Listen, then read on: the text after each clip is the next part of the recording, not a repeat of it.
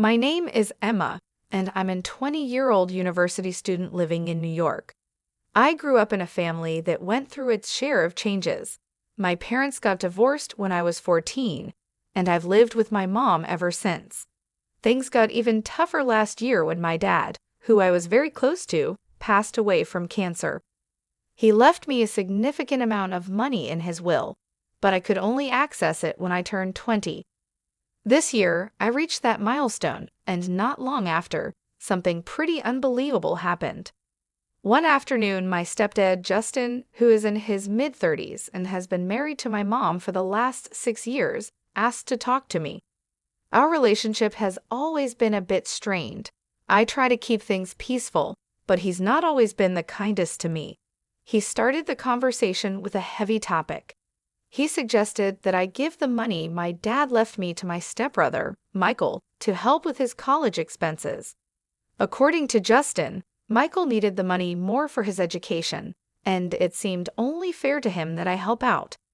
I was taken aback by his request. The idea of giving away the money my dad left for me felt wrong. I tried to explain to Justin that this inheritance was something my dad intended for me, and it felt important to keep it for my future. But Justin didn't see my point of view. He insisted that I didn't need the money and that Michael's needs were greater. Despite his pressure, I stood my ground. I calmly explained to Justin that saying no wasn't about disrespect. It was about honoring my dad's wishes and maintaining personal boundaries. Justin got quite upset at my refusal and tried to intimidate me, but I remained firm in my decision. It was a challenging conversation, but it was important for me to speak up for what I felt was right. I stood firm, making it clear that if Justin was upset by my refusal, he might want to reconsider his approach. Justin, remember, you're part of this household too, so let's try to keep things respectful, I suggested. But it seemed like a peaceful resolution wasn't in the cards. I ended the conversation there, leaving before he had the chance to respond. Justin's reaction wasn't a shock to me. Given his past behavior, I had a hunch he might try to claim the inheritance money for himself at some point. You might wonder about my mom's role in all of this. Well, that's a complex issue. My mom, for reasons I can't fully understand, always seems to overlook Justin's negative traits. She's deeply in love with him, almost to the point of blindness, and I didn't want to shatter her perception by constantly clashing with Justin. So I've tried to maintain peace for her sake. It's odd, considering I'm one of the youngest in the house, yet often I find myself having to be the most responsible.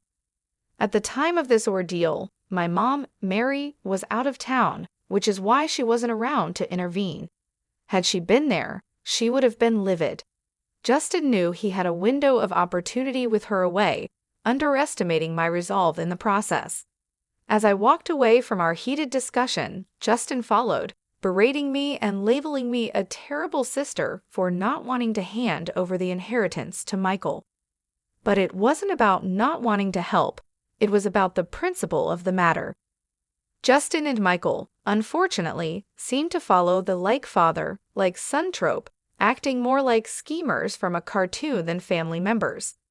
Their antics could remind someone of the characters Pinky and the Brain, with their roles in this scenario up for debate. As I tried to leave the argument behind, Justin wasn't done. He insisted I listen and comply with his demands, bringing Michael into the conversation to reinforce his point. Michael sleepily joined in, confused about the details until Justin prompted him about the important reason behind their demand for the money, a supposed business venture that suddenly became about Michael's university tuition. Their story was inconsistent, with Justin scrambling to justify their claim to my inheritance, first mentioning a business, then switching to tuition. It was clear their motives were murky at best, relying on manipulation rather than any real need or right to the money my dad left me. I just woke up, so I'm a bit foggy, Michael mumbled, trying to piece together his story. Right, the university. I've been thinking about going, and I need the money for that. So yeah, I need it. His attempt to claim the inheritance for his education was unconvincing at best. I couldn't help but respond with a firm no, prompting a flurry of protests from both him and Justin. "Why not, Emma? He's clear about what he wants," Justin pressed, insisting the matter was non-negotiable and that they were entitled to the money. "We'll just have to see about that," I replied, the air growing thick with tension. Justin's antics were usually limited to harmless pranks, but this new scheme to manipulate me out of my inheritance marked a departure into outright selfishness and immaturity. I decided to hold off on telling my mom for the time being, preferring to handle the situation on my own, especially after uncovering more about their dubious intentions. "Emma, stop being childish. It's time to act like an adult and do what's right," Justin lectured, suggesting that the adult thing to do was to hand over my inheritance. His logic was baffling. "And what, Justin? The right thing is to give away my inheritance on your say-so?" I countered. His plea to keep this from my mom raised my suspicions further. Why shouldn't I tell her?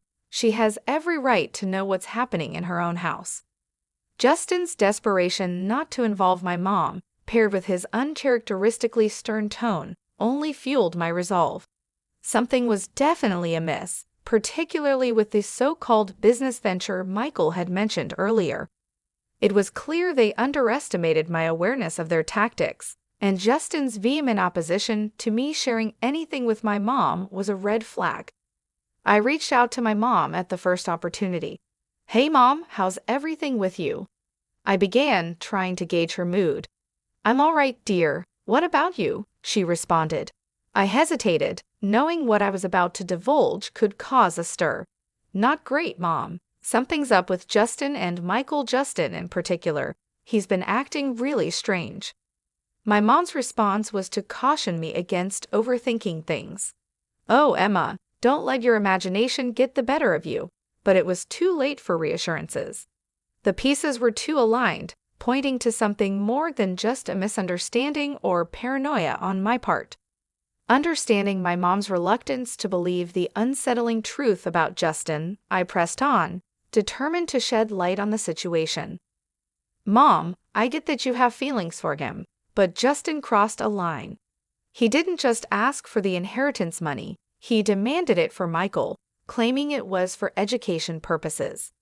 There's something off about this whole thing, and he even became aggressive when I mentioned bringing it up to you," I explained, my resolve hardening despite her skepticism. My mom hesitated, torn by her emotions and the troubling accusations against the man she cared for. "I'm struggling to grasp this, Emma. I feel like we need more evidence to make sense of it all." "Don't worry, Mom. I'll find the proof we need," I assured her, even though she wasn't entirely convinced.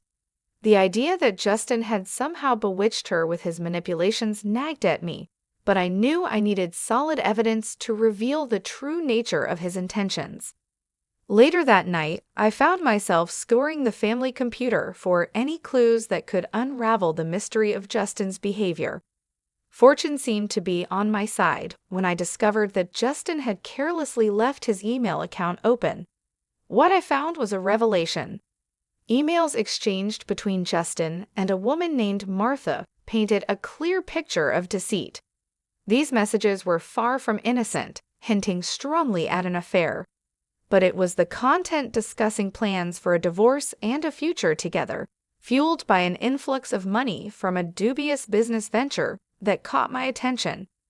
Justin may have been cautious not to detail any illegal activities, but his indiscretion and betrayal were blatant.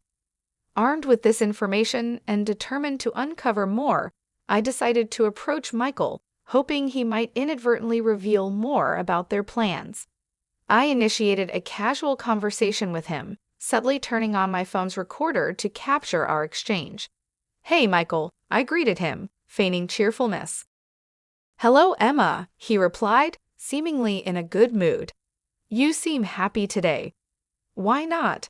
It's a beautiful day," I said, steering the conversation in hopes of discovering more about Justin's schemes and their impact on my family. I approached Michael with a sense of curiosity, pretending to consider their request for the inheritance money. I've been thinking a lot about what you and Justin mentioned. I'm actually considering giving you the money for your college, I told him, watching his reaction closely. Really? That's amazing. I'll let him know right away, Michael said, his excitement palpable. Hold on, not so quickly. Before anything happens, I need to confirm something. This money is specifically for your college tuition, correct? I pressed on, trying to gauge his sincerity. Yes, of course, for my college tuition. Michael stuttered a bit, perhaps caught off guard by my questioning. And you're sure about this? What about Martha? Is she serious about it too? I prodded, dropping the name I had discovered in Justin's emails. Martha? Who's Martha? Michael faltered, a clear sign of confusion crossing his face. Oh, she's a student advisor at the college. He quickly covered up, but it was too late. Unbeknownst to us, Justin had silently entered the room, and his presence was intimidating. I don't appreciate you questioning my son like this, he interjected, his tone stern. I was merely inquiring about the intended use of my inheritance. After all, if I'm considering giving it away, I'd like to know it's for a good reason, I explained, trying to maintain my composure. Justin's retort was sharp. Once you give money away, it's no longer yours to worry about. It's not your business anymore. The audacity of his statement took me aback, especially considering his next threat. You're not just thinking about giving us the money. You will give it to us, or you'll find yourself out of this house. Michael looked as shocked as I felt by his father's escalation. Dad, this isn't what we agreed on, he began, only to be cut off by Justin asserting his authority in a domineering tone, threatening my place in the home if I didn't comply with his demands. Choosing silence as my response, I retreated to my room, all the while recording the entire confrontation. Justin was unaware that his true colors were being captured for posterity. Once safe in my room, I began compiling all the evidence I had against him. It felt like I was a detective in one of those crime shows, piecing together the puzzle. I had audio recordings and email screenshots, all pointing to Justin's deceitful behavior and his affair with Martha. Feeling the weight of my findings, I decided it was time to bring my mom into the loop. Hello, Mom, I started, my voice laced with urgency. Hey, sweetheart, how are you? She responded, unaware of the storm brewing. Mom, are you sitting down? I have something important to tell you, and it's not easy, I said, preparing her for the revelations that were to come. Breaking the news to my mom was tough. I started by telling her about the unsettling discoveries I had made. Initially, she found it hard to believe, but when I played the audio recording of my conversation with Justin, her denial began to fade, replaced by a mixture of shock and heartbreak. Why would he do such things? Why be so cruel? She questioned, her voice breaking with every word. It's hard to say, but we're dealing with someone who doesn't have our best interests at heart. I replied gently, trying to be as supportive as I could despite the harsh reality. I hate to say it, but he's not the person we thought he was. Hearing the truth straight from the recording was a turning point for her. This is unacceptable. I can't believe I wasn't here to protect you from them, she said, determination taking over her initial shock. Stay put. I'm coming back immediately, and yes, I've locked my door, I reassured her. My mom's protective instincts kicked in full force. She was ready to confront Justin and ensure he regretted his actions. He's going to realize he picked the wrong family to mess with, she said, a fierce resolve in her voice. When she arrived, it was a moment filled with mixed emotions. We hugged tightly, sharing tears over the betrayal and the tough decisions that lay ahead. Yet there was also a sense of relief and unity. Together, we spent hours devising a plan, ready to face the ordeal as a team. In the days that followed, Justin was perplexed by my mom's unexpected return and her cold demeanor towards him. He tried to play it off with a veneer of cheerfulness, likely hoping to charm his way out of any suspicions. But my mom was unmoved. She saw right through his act and was gearing up to take decisive action. Concerned about the true nature of Justin's business and the potential misuse of the inheritance, my mom decided it was time to bring in professional help. She hired a private investigator to dig deeper into Justin's activities and the mysterious emails. The thought of him planning to misuse the money for unethical purposes infuriated her further, and she was adamant about protecting us from his deceit. The private investigator's findings confirmed our worst fears and shed new light on Justin's scheming. My mom briefed me on the details, and together, we prepared for the next steps. It was clear that this was more than just a family dispute. It was about standing up against manipulation and ensuring justice was served. In that moment, the atmosphere in the room was charged with tension, a palpable mix of disbelief and resolve hanging between us. Justin's usual confidence seemed to falter under the weight of our accusations, his eyes darting from the camera to my mom, then to me, as if searching for some escape or loophole in our confrontation. "You can't possibly understand what you're talking about. This is ridiculous," Justin tried to deflect, but his voice lacked its usual assertiveness. It was clear the tables had turned, and the power he once wielded so effortlessly was slipping through his fingers. Michael, caught in the middle of this familial storm, looked from his father to us, his expression a mix of confusion and realization. Perhaps for the first time, he began to see the man he called father for who he truly was, a revelation that seemed to shake him to his core. My mom, with a steely gaze fixed on Justin, stepped forward. "Not only do we understand, but we have proof. Emails, recordings. You've been planning to launder money through a laundromat, all the while involving yourself with a known criminal. Martha's record speaks volumes, and your plans for this business are clear as day." Justin's attempts to maintain any semblance of innocence were crumbling fast. "You have no idea what you're getting into. This is my business, my life. You can't just barge in and—" "But we can, and we are," I interjected, bolstering my mom's stance. "This isn't just about your business, Justin. This is about our lives, our safety. You've brought danger and illegality into our home, and we won't stand by and watch you destroy everything for your selfish gains." The evidence was indisputable.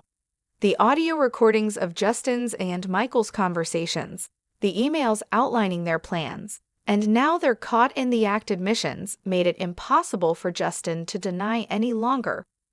The camera in my hands, still rolling, captured every word, every denial, and every excuse, ensuring there was no way out for him. "You think you're clever, recording this, gathering evidence?" Justin sneered, his composure cracking further. "You may think you've won, but—" "We don't think we've won, Justin. We know we have," my mom cut him off, her voice firm and unwavering. "What you've done is not only morally reprehensible but illegal.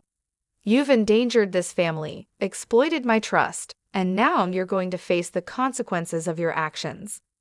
As the confrontation reached its climax, Michael finally spoke up, his voice barely above a whisper. "Dad, how could you?" It was a question loaded with betrayal and disillusionment, aimed at the man he had looked up to.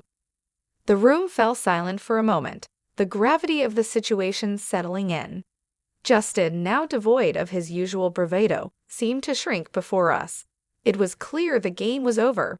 My mom's next steps were clear legal action, separation, and ensuring the safety and security of our family. As we left Justin to contemplate the ruin of his own making, my mom and I knew the road ahead would be difficult. But with the truth on our side and the evidence in hand, we were ready to face whatever came next, together. The veil had indeed been lifted, and in its place, a newfound strength and unity emerged between us, ready to rebuild and move forward from the shadows of deceit. "I'm clueless about what you're hinting at. Why don't we call Martha? Maybe she can shed some light on this, huh?" Justin tried to deflect, with a tone that barely masked his panic. "You two think you've got it all figured out. Martha is just a friend," he added, but the confidence he attempted to project was waning rapidly. The compromising pictures we found tell a different story, I countered, my voice steady despite the tumult of emotions inside me. And seriously, who uses email for affairs these days? It's absurdly reckless. Justin, now visibly flustered, shot back, "You went through my personal stuff. That's outrageous." "No, Justin. What's outrageous is you," my mom interjected, her voice rising in indignation. "How dare you repeatedly threaten my daughter over money that rightfully belongs to her? How dare you use threats to attempt to evict her from her own home? Your actions are indefensible. How dare you involve your son in your reckless plans, putting him at risk? And your audacity to plan using that money for illegal ventures is beyond forgiveness. Now, when it's time to account for your actions, you suddenly fall silent?" She continued, her words cutting through the air like a blade. Justin, cornered and desperate, spat out, "Get that camera out of my face," as he lunged towards me in a blind rage. I dodged his attempt swiftly, his aggressive move only adding to the gravity of his unraveling. "You're thinking of attacking my daughter now? Do you have any idea how much trouble you're in?" my mom exclaimed, her tone a mix of disbelief and anger. Justin, defiant to the end, sneered, "You think you understand the situation? You know nothing." "Well, let's see if the police agree with you. They should be arriving any minute now," I declared, watching closely for his reaction. "Police? You wouldn't dare," he blustered, but his bravado was crumbling. As the sound of police sirens grew closer, Justin's usual smugness disappeared, replaced by a look of sheer terror. It was the first time I'd seen him stripped of his arrogance, revealing the coward beneath. "Please, Mary, let's not escalate this. I can explain," he pleaded, his voice cracking under the strain. "Save your explanations for the judge, you despicable man," my mom retorted with a disgust that left no room for ambiguity. "And Michael, don't think you're absolved from responsibility. You're both going to face the consequences of your actions." As the police arrived, it was clear that this was the beginning of the end for Justin's schemes. My mom's fierce declaration echoed in the air, marking a pivotal moment of justice for us. "This should teach you a lesson about disrespecting my daughter and me. You're not too young to understand the difference between right and wrong, and it's time for you to face the consequences," my mom asserted, her tone firm but fair. "Yes, Mom, I understand," I replied, knowing that I had crossed a line and needed to accept the repercussions of my actions. "Come on, Grace, don't you think this is all a bit too extreme?" Justin tried to argue, seeking some leniency. "Quite the opposite. This is barely scratching the surface of what's deserved," my mom countered, her resolve unwavering. "Emma, how's our live stream doing?" my mom inquired, a modern twist to ensuring that justice was seen to be done. "We've got over 5,000 viewers tuning in. This is making waves," I informed her, amazed at the digital audience we had attracted. "And just to make things perfectly clear," my mom turned towards Justin, her voice steady and clear, "I want a divorce." "Yes, you heard it right, folks," she announced, making sure the live stream caught every word. The fallout from the live stream was monumental. The drama unfolded in real time for over 5,000 witnesses, and the story quickly spread to local newspapers and tabloids. Being at the center of this whirlwind was surreal, witnessing the swift downfall of Justin, my soon-to-be ex-stepfather, and the complicit Michael. The satisfaction of seeing justice served was palpable. Justin's world unraveled as he lost his job, friends, and even the support of some family members who chose to distance themselves. Facing serious charges, Justin's future hung in the balance, with the potential of spending up to 22 years behind bars if the court found him guilty. Meanwhile, Martha, his partner in crime, was also discovered by the police after attempting to lay low during the scandal. She too faced similar charges, her future uncertain. Through the turmoil, my mom and I found strength in each other. Our bond deepened as we navigated through the chaos, coming out stronger on the other side. Weekends were now our time to unwind on the patio, drinks in hand, reflecting on the absurdity and malevolence of Justin's actions. It was a period of healing and reaffirmation for us both. Good riddance, we toast, a shared sentiment of relief and closure. Good riddance, indeed.